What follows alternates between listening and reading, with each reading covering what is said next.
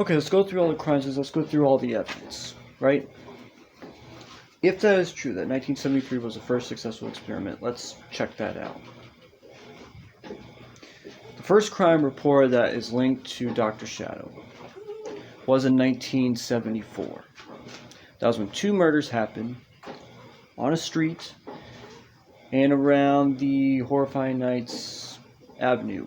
Right, it's around 123 and 486 was around that area. 2 people were killed. Right around the curb near where the streetlight is. That was the first 2 reported crimes. 2 months later, 2 more people were found side of the street, 2 blocks over. Same thing, stabbed to death. 3 months after that, 2 more. Then, 2 years later, Dr. Shadow killed for the first time, killing 6 police officers in the northern part of Horrifying Nights. Now we know that as Horrifying County. And at that time, it was under development. Obviously now, everything's built now and all that stuff.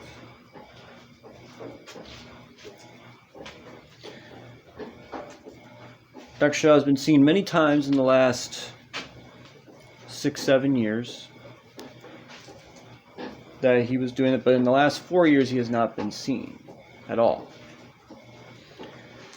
The last reported sighting was in a white truck head north to the city, which is what led to the police going up there, and all 6 of them were killed, and that was the last time that he was seen. Shadow, the last time that he was seen was 1 year prior, when he killed his final 2 victims that we know of. Once again, on the street, 2 people were killed. That was the last time. Last thing that we know, 1974 to 1977. We know that. We don't know of any murders that can be linked to Dr. Shadow or Shadow in the last 4 years, or between 67 and 73 of any successful experiments of Dr. Shadow. Liquids included. He created the liquids in 1967, began experimenting in 1970 with the liquids to bring people back to life after killing them with the red liquid. But as you see in those papers right there, between 1970 and 1972 there was no successful experiments, and he did it at least once a year. At least once. So either he did a typo, or Shadow was not the first killer in the city. There's someone else out there who was Shadow before Shadow. Well, who is it? Because right now, we have no evidence that points to anybody except Dr. Shadow and Shadow.